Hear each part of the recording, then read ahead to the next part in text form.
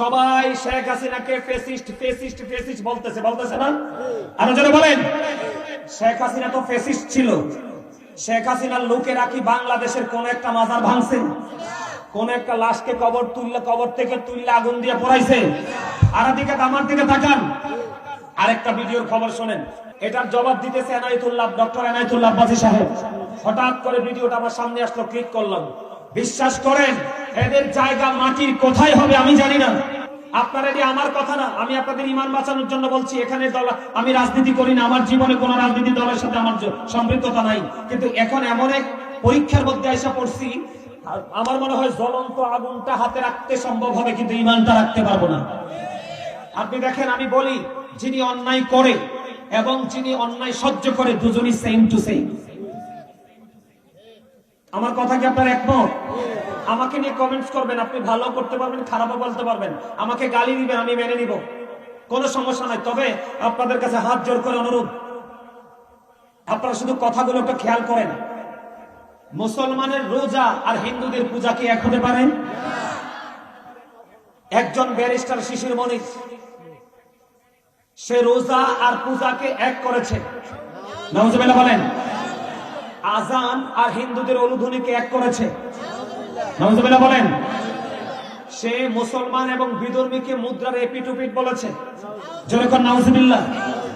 তাদের high command থেকে কোনো প্রতিবাদ নেই। খেয়াল করবেন, সে যে বক্তব্য দিয়েছে অনেক লম্বা টাইম হয়ে গেছে, এখনো পর্যন্ত কিন্তু তারা তাদের হাই কমান্ড থেকে কিন্তু তারা এই পর্যন্ত কোনো ধরনের কোনো কি করে নাই, প্রতিবাদ করে নাই। আপনারা বলেন, এই কথাগুলো যদি আপনার বাচ্চা বিশ্বাস করে, সে কি ঈমান থাকবে? কথা বলেন। মুসলমান হলো শ্রেষ্ঠ, তাদের জন্য জান্নাত, আর বেঈমান হলো নিকৃষ্ট, তাদের জন্য জাহান্নাম। দুটোকে এক করে দিয়েছে।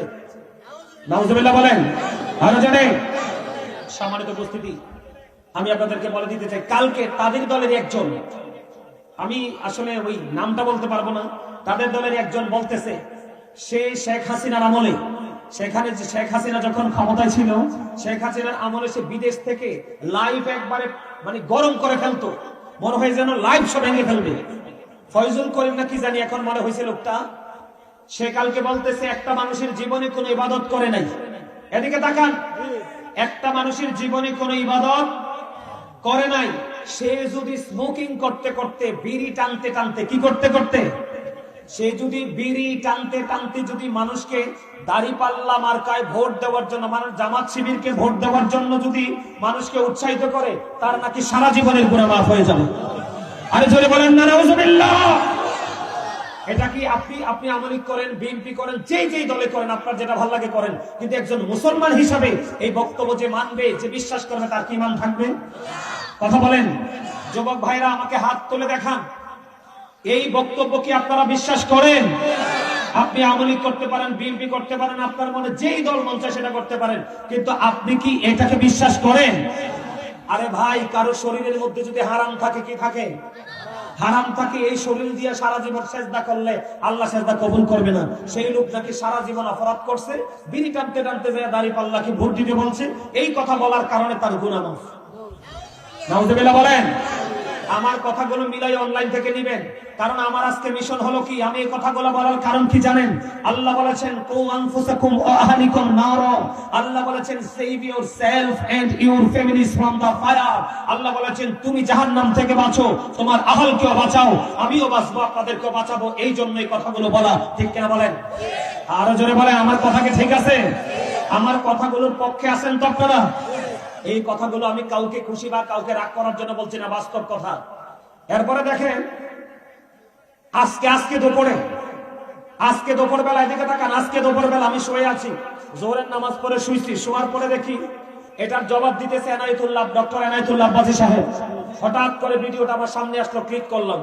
বিশ্বাস করেন, এদের জায়গা মাটির কোথায় হবে আমি জানি না। এক লোক বলতেছে, সেও কিন্তু জামাত শিবিরের, সে বলতেছে যে এদিকে তাকান, ইব্রাহিম খলিলুল্লাহ ইসমাইল জবিউল্লাহ কি কুরবানি করেছে। কি করেছে? ইব্রাহিম খলিলুল্লাহ ইসমাইল জবিউল্লাহকে কুরবানি করেছে। এই কুরবানির চাইতেও নাকি বড় কুরবানি হলো জামাতকে ভোট দেওয়া, দাঁড়িপাল্লায় ভোট দেওয়া। আপনারা বলেন, আপনারা এখানে জামাতের সমর্থন থাকতে পারেন। আপনারা যদি জামাতের সমর্থক এখানে থাকেন, আমি আপনাদেরকে শ্রদ্ধার সাথে বলছি, ভাই আপনি বলেন এই কথা কি আপনি মানবেন? আপনি কি মানবেন এই কথা? আপনি রাজনীতি করবেন, ভালো কথা। আমি আজকে থেকে জামাত শিবিরের লোকদেরকে বিনীত ভাবে অনুরোধ করব, আপনারা রাজনীতি করবেন, করেন। এই দেশ আমার, আপনার, আমাদের সবার, ঠিক কিনা বলেন? কিন্তু আপনারা আজকে থেকে ইসলাম শব্দ ব্যবহার করবেন না। ইসলাম আপনার হাতের মোয়া নয়, ঠিক কিনা বলেন? আপনি ইসলাম শব্দকে ইউজ করে আপনি মুসলমানের ইমোশন নিয়ে কাজ করবেন, ভোট কিন্তু পাবেন না, ভোট কিন্তু নসিবে নাই। কারণ আপনাদেরকে আমি বলে দিতে চাই, ও মাকারু ওয়া মাকারুল্লাহ ওয়াল্লাহু খায়রুল মাকিরিন, শ্রেষ্ঠ কৌশলের মালিককে আরো জোরে বলেন। জিতানোর মালিককে, ঠকানোর মালিককে, আমাদেরকে চালায় কে, জীবন দিয়েছে কে, নিবে কে, হিসাব নিবে কে? আল্লাহর কথা মনে রাখেন, মৃত্যুর কথা মনে রাখেন। সাধারণ মানুষের ঈমান নিয়ে ছিনিমিনি খেলবেন না, ঠিক কিনা বলেন? আপনারা আমার সাথে একমত? এই কথাগুলোকে আবার আরেকটা আছে, ওই যে কুষ্টিয়ার একটা পাগল স্টুপিড আমির হামজা, এটা ওই দিন বলতেছে দাঁড়িপাল্লায় একটা ভোট দেওয়া 18 কোটি মানুষের নামাজের সওয়াব নাকি মিলে যাবে। এই কথাকে যারা বিশ্বাস করে সিল মারতে যাবে, এগুলার ঈমান নাই, ঈমান নাই, এরা মুনাফিক, মুনাফিক, মুনাফিক, ঠিক কিনা বলেন? আবার এই দাঁড়িপাল্লা মার্কা ভোট দিলে নাকি জান্নাত সুনিশ্চিত। আরে ভাই, জান্নাত কি এত সস্তা জিনিস? একদল মানুষের জন্য 8টা জান্নাত, তাহলে বুঝেন এই মানুষগুলো কত পবিত্র। আর 72 দলের জন্য, বেঈমান কাফেরদের জন্য আল্লাহ দুজক বানায় রাখছে, তাহলে বুঝেন এদের অবস্থা কত খারাপ, ঠিক কিনা বলেন? আপনারা কি আমার কথায় একমত? আমার কথা একমত? আমি অনুরোধ করছি, আবার অনুরোধ করছি, জামাতের যারা হাইকমান্ড আছে, যারা শীর্ষস্থানীয় জায়গায় আছে, তারা কিন্তু এই জায়গাগুলো থেকে কোনো প্রতিবাদ করে নাই। তার মানে তারা টিমটা এই বক্তব্যের সমর্থন করছে। আওয়াজ তুলে কোন নাউজুবিল্লাহ। সবচেয়ে বড় ভয়ঙ্কর কথা না বললেই নয়, সবাই শেখ হাসিনাকে ফেসিস্ট ফেসিস্ট ফেসিস্ট বলতেছে না? আরো জোরে বলেন। শেখ হাসিনা তো ফেসিস্ট ছিল। শেখ হাসিনার লোকেরা কি বাংলাদেশের কোন একটা মাজার ভাঙছে? কোন একটা লাশকে কবর থেকে তুললে আগুন দিয়ে পোড়াইছে? আর দিকে আমার দিকে তাকান, আরেকটা ভিডিওর খবর শোনেন। গতকালকে আমাদের বাংলাদেশে একজন বক্তা খুব গলা ফাটাইছে। ওনার কয়েকদিন আগে নারী কেলেঙ্কারিতে জেলে গেছে। জেল থেকে বের হওয়ার পরে ফুলের মালা দিয়ে একবারে ধুবাইয়া ফেলছে। কথা বলেন, এদিকে তাকান। ওই লোক, আপনারা আমার কথা বিশ্বাস করা দরকার না, অনলাইনে ঢুকবেন, আমি এভিডেন্স দিয়ে কথা বলছি। সে বলছে বাংলাদেশে যত উঁচা উঁচা মাজার আছে সবগুলো ভেঙে দাও, যত আল্লাহর ওলির খানকা আছে সবগুলোকে গুড়িয়ে দাও। গতকালকে এক ভদ্রলোক তাকে প্রশ্ন করছে, কি করছে, যে আপনি যে আসন থেকে নির্বাচন করছেন, খেয়াল করেন, খেয়াল করেন, এটা ইমানি ওয়াজ, ইমানি জজবা। ওই ব্যক্তিকে গতকালকে প্রশ্ন করেছেন, আপনি যে আসন থেকে নির্বাচন করছেন ওই আসনে তো আল্লাহর ওলিরা আছে। কারা আছে? আল্লাহর ওলিরা আছে, আল্লাহর ওলিরা আছে। এখন আপনি যদি এই আসনে এমপি হন, তাহলে আপনার এখানে যে আল্লাহর ওলিরা আছে, মাজার আছে, খানকা আছে, এগুলোর কি হবে? এবার সুরটা নরম করছে, খেয়াল করেন কি করছে, সুরটা নরম করছে। নরম করে বলে, আমি যদি এমপি হতে পারি তাহলে কি হবে, যে যেটা পছন্দ করে সে সেটার উপর চর্চা করবে। নাউজুবিল্লাহ বলেন না? এটা কি টাটকা মুনাফিক না? আমার কথা বল না কেন? গত 2 মাস আগে বলছে সব জ্বালিয়ে দাও, গুড়িয়ে দাও, ভেঙে দাও, আল্লাহর ওলিদের খানকা সব কিছু খারিয়ে দাও। এই মিয়া সলিমউদ্দিন, তুমি যে আজকে বাংলাদেশের জন্মের পরে আজকে যে মসজিদে দাঁড়াইয়া দাঁড়াইয়া উঁচা উঁচা কথা বলো আল্লাহর ওলিদের মাজার ভাঙার জন্য, আল্লাহর ওলিদের খানকা ভাঙার জন্য, আল্লাহর ওলিরা মসজিদ বানাইয়া গেছে বলে আজকে দাঁড়াইয়া কথা বলতে পারো, ঠিক কিনা বলেন? এই দেশে কি নবীর আসছে? আল্লাহর ওলিরা ইসলাম আনছে। আমি মানছি ভণ্ড আছে, আপনি একজন ভণ্ডের জন্য সবাই কি কলঙ্কিত করতে পারেন না? পারেন। বাপের ছেলে একটা বেয়াদব বলে কি আরেকটারে বেয়াদব বলতে পারবেন? একটা চোর হলে কি আরেকটারে চোর বলতে পারবেন? আমার কথা আপনারা একমত কিনা? আরো জোরে বলেন, আরো জোরে। মোবাইল নিয়ে বসে রয়েছ, কি তেরি ঘুরাস না কেন? হ্যাঁ, তোরা কি লেগে বসে রয়েছ? এরা তো মনে করবো আমরা খালি মাঠে লাফাই। আমার কথা বুঝতে পারছেন? সে কালকে কি বলছে, যে যে যেটা পছন্দ করে, তার মানে আল্লাহর ওলির সমর্থক যারা, তারা আল্লাহর ওলিদের মাজারে যাবে, জিয়ারত করবে। এটা কি বুঝাইছে? এটা কিন্তু আসলে মনের কথা না। আমি আপনাদেরকে বলে দেই, এটা কিন্তু ওই লোকের মনের কথা না, এটা ভোটের জন্য। কিসের জন্য? আরো জোরে। যারা সকাল একটা কোন, বিকাল একটা কোন, যারা 2 মাস আগে একটা কোন, যারা 2 মাস পরে একটা কোন, তাদেরকে বলে দিতে চাই, যাদের কথা ঠিক নাই যারা, তারা মুনাফিক। ওনার কথা কয় না কেন? এই মিয়া, বাংলাদেশে আর একটা বড় বাটপার আছে, চরমনাই। কথা কন না কেন? আরো জোরে। এই বাটপার সারা জীবন দাঁড়িপাল্লা মার্কার বিরোধিতা করছে, কইছে এটা বিষ, যেখানে লাগবে এখানে ধ্বংস হইবে। তুমি মেজ লাগছো কেন? তার মানে তোমারও ধ্বংস অনিবার্য। কথা কন না কেন? আল্লাহর ওলিদের আমি আপনাদেরকে বলে দিতে চাই, আপনি যেই দল করেন, আবারও বলছি, আপনার মনে যেই দল করতে মন চায় ওই দল করেন, কিন্তু ইসলাম নিয়ে চিনিমিনি খেলার অধিকার আপনার নাই। যদি ইসলামী ধর্মীয় অনুভূতিতে আঘাত দিয়ে আপনারা রাজনীতি করতে চান, তাহলে এই দেশের জনগণ আপনাকে ছাড় দিবে না। ঠিক কিনা বলেন? সবাই হাত উঠাইয়া বলেন। আরো জোরে সবাই হাত তুলে দেখান, আমরা কি একমত? আরো জোরে বলেন। হাত নামান। মাজার ভাঙ্গার ইখতিয়ার আছে? আরো জোরে বলেন, মাজার ভাঙ্গার ইখতিয়ার আছে? এদিকে তাকান। এই হাদিস শরীফের মধ্যে এসেছে, আমি গাজী সুলাইমান বানায়ে কথা বলার লোক না। আল্লাহ রাসূল বলেছে মুসলমানের সম্মান কত, ইজ্জত কত। দেখেন, আমার রাসূল বলেছে, একজন মানুষ তার গায়ে মেজের কাঠি দিয়ে আগুন লাগাই দিল। আগুন লাগানোর পরে তার জামাটা পুড়ে গেল। কি হয়ে গেল? জামাটা পুড়ে গেল। জামাটা পুড়ে যখন ছাই হয়ে গেল, তার দেহটাও পুড়ে গেল। রাসূল বলেছেন, তোমার গায়ের জামা, তোমার দেহ পুড়ে যাওয়া তোমার জন্য অনেক উত্তম একটা ইমানদারের কবরের উপরে বসার চাইতে। মুসলমানের তো দামি, মুসলমানের তো সম্মানের, মুসলমানের তো ইজ্জতের। মুসলমানের কবরকে অপমান করা যায় না। মুসলমানের কবর দেখলে সালাম দিবেন। ঠিক কিনা বলেন? আর তারা কবর থেকে সালামের জবাব দেয়। আর আপনি এতদিন বলেছেন মুসলমানের কবর কি করো, সব ভেঙে গুড়িয়ে দাও। আজকে ভোট আসছে, ভোটের মাঠে বলতেছেন যে যেটা পছন্দ করে সেটাই করবে। তো মুনাফিক না? আরো জোরে কোন কথা বলেন না কেন? রাসূল বলেছেন, believers love the prophet, hypocrites don't love the prophet। মুনাফিকরা নবীকে ভালোবাসবে না, ঈমানদাররা রাসূলকে ভালোবাসবে। আল্লাহ কোরআনে বলেছে, মনে রাখেন, ইন্নাল মুনাফিকিনা ফি দারকিল আসফারি মিনান নার। আল্লাহ বলেছেন, the hypocrites will be in the lowest place of hell। মুনাফিকরা থাকবে জাহান্নামের একেবারে সর্বনিকৃষ্ট জায়গায়। জোরে কোন নাউজুবিল্লাহ। এই এদিকে তাকান। কয়দিন আগে কুয়াকাটার এক বাটপার, মেজবানা কি জানি না, ওই বাটপার বলতেছে, এই এদিকে তাকান, আমি আপনাদেরকে ঈমান বাঁচানোর জন্য কথা বলছি।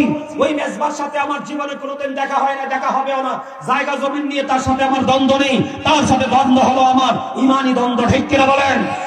আপনারা বলেন, আমার রাসূল আর ইয়াজিদ কি এক? আমার রাসূল আর আবু জাহেল কি এক? ওই বাটপার বলতেছে, আমার রাসূলের চেহারা যেমন আবু জাহেলের চেহারা নাকি তেমন।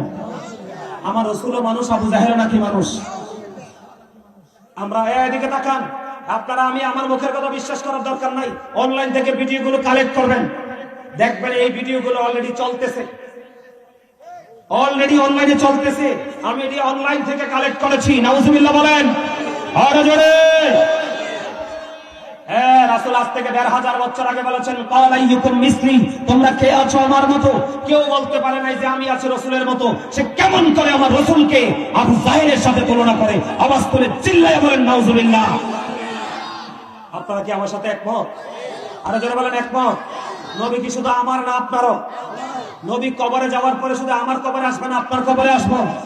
আপনাদেরকে বলে দিতে চাই, সবচেয়ে বড় দুঃখজনক, এদিকে তাকান, সবচেয়ে বড় দুঃখজনক, সবচেয়ে বড় লজ্জাজনক, সবচেয়ে বড় বিপজ্জনক কথা হলো, জিয়ারত করলে তারা বেদাতি বলে ঘন্টা বাজায়।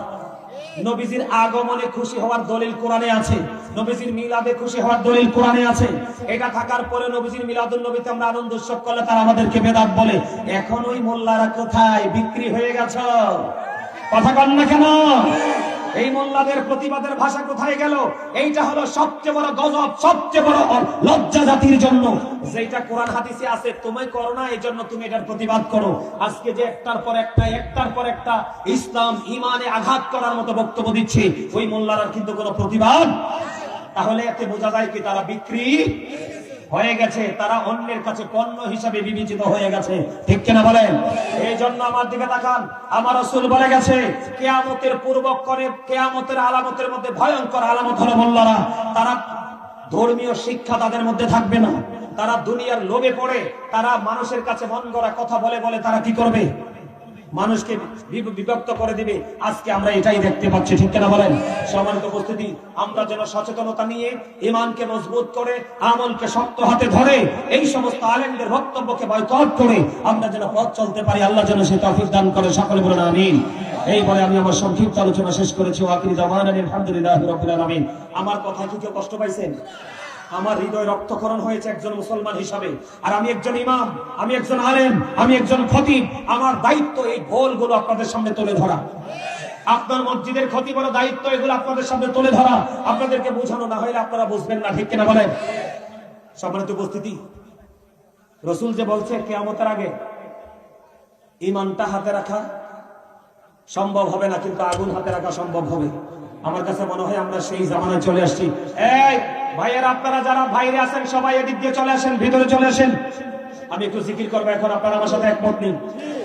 জিকির করতে রাজি আছেন নি? সবাই রাজি? শুরুতে যেমনি জিকির করছেন এমনি জিকির করলে হয়তো না। কিন্তু আমি বলি না, আমি আমার জিকির আমার মতো করতেছি, আপনারা আমাকে সাজেস্ট করবেন না প্লিজ। আমার দিকে তাকান, আপনারা আমার মানুষ। এই যুবক ভাইরা, আপনারা এদিকে আসেন, সামনে খালি আছে, এদিকে আসেন, এদিক দিয়ে চলে আসেন। ওই কর্নার থেকে আপনারা এখানে চলে আসেন। সবাইকে বলতে চাই, সবাই চলে আসেন এখানে। সম্মানিত উপস্থিতি, আমি আপনাদেরকে বলি, তারা মারহাবা কর কেন দিছে জানি না। একজনই কিছু হাদিয়া পাঠাইছে আমার জন্য, মহব্বত করে আর কি। মহব্বত ছাড়া কি আর কেউ কিছু দেয়? কথা কয় না। আচ্ছা, আমি যে লাস্টে বক্তব্য দিচ্ছি, সত্যি করে যুবক ভাইয়ের আপনারা বলেন, আপনারা কি আমার কথাগুলোর মানে বুঝতে পেরেছেন? আমি কাউকে মিন করে বলি নাই, সত্যিকার অর্থে ঈমান ধ্বংস হওয়ার মতো বক্তব্য দিচ্ছে। তারা যে বক্তব্যগুলো দিচ্ছে, বক্তব্যগুলো বিশ্বাস করলে একজন মানুষ আর মুসলমান থাকতে পারে। এজন্য আমাদের ঈমানকে আগে ধরে রাখতে হবে। কথা বুঝতে পেরেছেন? এবার আপনারা, আমি আপনাদেরকে বাঁচানোর জন্য সত্যটা তুলে ধরেছি। আগামী দিনে আরো এরকম ভয়ঙ্কর ভয়ঙ্কর বক্তব্য আসবে। আমরা বিবেচনা করব, আমরা যদি বুঝতে কষ্ট হয় আলেম ওলামাদের সাথে আমরা কথা বলবো, হক্কানি আলেম। ওই হেই মার্কা আলেম হলে কিন্তু মুখ বন্ধ রাখবো। কথা কন না কেন? ওই 2 টাকার মৌলবী, ইহুদিদের ডলারের কাছে বিক্রি হওয়ার মৌলবীরা এখন জবান বন্ধ করে বসে আছে। এটা মুসলমানের জন্য অত্যন্ত দুঃখজনক। ঠিক কিনা বলেন? আরো জোরে বলেন, আরো জোরে। সম্মানিত উপস্থিতি, আমি যখন একটু জিকির করব, কি করব? জিকির করব। জিকির করার পরে আমি রাসূলকে দাঁড়িয়ে একটু সালাম দিব, সালাতু সালাম রাসূলের কদমে পৌঁছাবো। আপনারা যখন আমি দাঁড়াবো ঠিক তখন আপনারা কাতারবদ্ধ হয়ে যাবেন। কি হয়ে যাবেন? মানে লাইনটা সোজা করে বসবেন, দাঁড়িয়ে যাবেন। আর তারা বসার পরে, বুঝছেন, আপনারা যারা দায়িত্বশীল আছেন, তারা বসার পরে আপনারা লোক পাঠাবেন শুধু কাতারটা সোজা হয়েছে কিনা দেখার জন্য। এরপরে বসার পরে আমি বললে আপনি বাকি কাজ করবেন। ঠিক আছে? আমার আল্লাহ আল্লাহ আল্লাহ লা ইলাহা ইল্লাহু আল্লাহ আল্লাহ মুহাম্মাদে ইল্লাহ। মন চাই আমার, চাই যে শুধু যেতে মদিনা। ও বুঝি মনি রে বোঝাই যত, সে তো বোঝে না নবীজি। আল্লাহ আল্লাহ লা ইলাহা ইল্লাহ আল্লাহ আল্লাহ লা ইলাহা ইল্লাহ। আমার আল্লাহ আল্লাহ লা ইলাহা। আপন নূর দিয়া আল্লাহ করিয়া সৃজন, আরশের পড়ে কুরসির তরে রাখিলেন গোপন নবীজি। আল্লাহ আল্লাহ লা ইলাহা ইল্লাহ আল্লাহ আল্লাহ লা ইলাহা। আল্লাহ পাকের প্রিয় হাবিবি মুহাম্মদ রাসূল, সবার আগে হলেন তিনি, সৃষ্টি করে মোর নবীজি। আল্লাহ আল্লাহ লা ইলাহা ইল্লাহু আল্লাহ আল্লাহ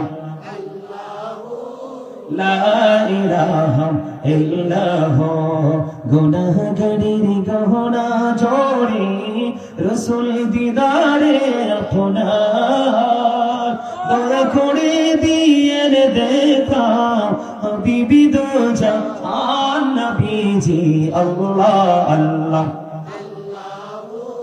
লা ইলাহা ইল্লাল্লাহ আল্লাহ আল্লাহ লা ইলাহা ইল্লাল্লাহ না যাবি তো বাইতে নৌকা না জানি সাঁতার হায়রে দয়া করে পড়ি করিও জাহান্নাম মাজার নবীজি আল্লাহ আল্লাহ লা ইলাহা ইল্লাল্লাহ আল্লাহ আল্লাহ লা ইলাহা ইল্লাল্লাহ আল্লাহ পাকের প্রিয় হাবিব আসলেন এই ধরায় আসুন সবাই দাঁড়াইয়া সালাম জানাই নবীজি আল্লাহ আল্লাহ